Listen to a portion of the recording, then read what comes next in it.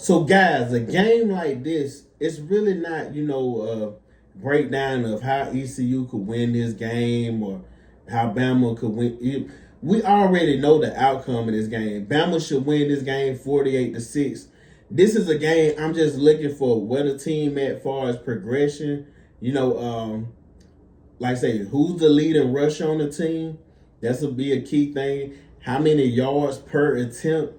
Of course, we will factor in this is not a tough team. But like I said, I want to see yards per attempt. I want to see how many rush attempts the team has. Is it balanced? Are we leaning more to passing the ball, leaning more to rushing the ball? How much pressure the D line creates versus ECU. Like I say, and also the O line protection, because not so much just the O line protection, but how many false starts do you have? This game is at home.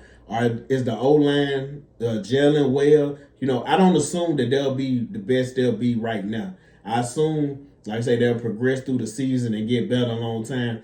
But I do want to see, like, where's the O line right now? How comfortable does Keelan look calling offensive plays?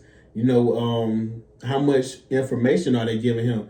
Ryan Grubb just said in his press conference that Keelan is way ahead of schedule. So, we seen I think it was in game last year, was it versus Louisiana Monroe?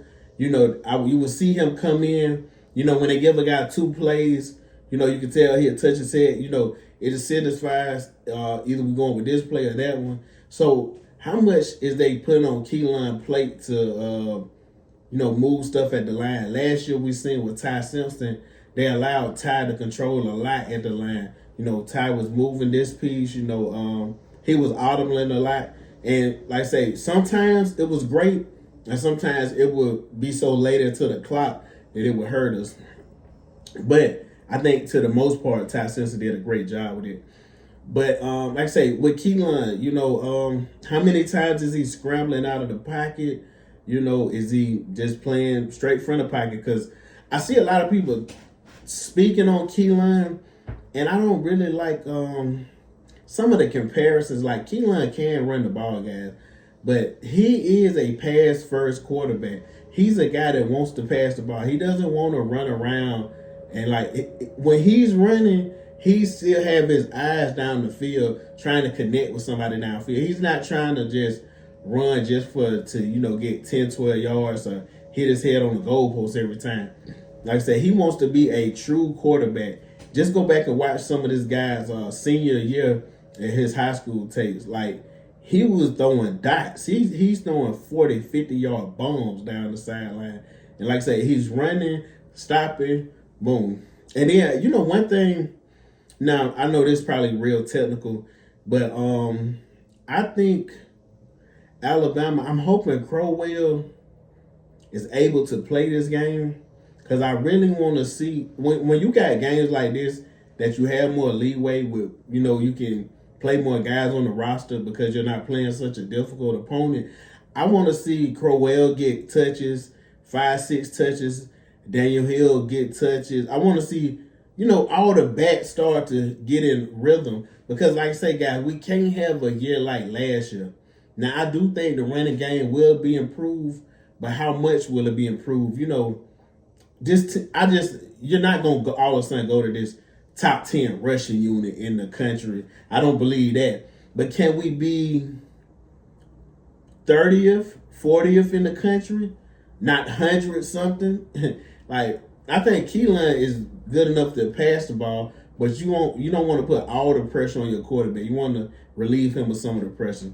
So like I said, guys, this game, I'm just looking to see how the team looking. Is we looking on time? Does the offense look smooth? The defense, how is the linebacker crew looking? I'm assuming that the secondary will look great. Does the secondary create some turnovers? I'm expecting them to. And does the D-line create pressure up the middle? Like, I want to see how Yanze Pierre is playing. It's a lot of pieces on here that, they got to deliver. They got to deliver. To get where Alabama wants to be, and that's to win the championship, you're going to need this D-line to become a great unit. And like I say, the secondary is already there, so the D-line has to catch up. The D-line and the linebacker crew, with Woodson, the linebacker crew is got some young guys out there. Of course, they're talented, but we're gonna have to see what some of them do. We do got the, is it Caleb Woodson got transferred? We do have him, big guy. So he obviously will be starting, and we'll see how he does. But guys, like I said, I got this score. It could be whatever you want: 48-6, 42-10. I got this a blowout. I'm more watching this game, like I said, just looking to see how Alabama is looking and how efficiently are we moving the ball and how efficiently is we stopping the ball on the other end. And we shutting the run down completely. Are we giving up plays? Are we false start? Do we look like an immature team, or do we look like a team that's mature and ready to take a step in the right direction? But anyways, guys, like this video, subscribe, share. Appreciate y'all. Comment. Let me know in the comments, guys, how y'all feeling about the season. Are you excited? Catch you next time. Roll down Tide.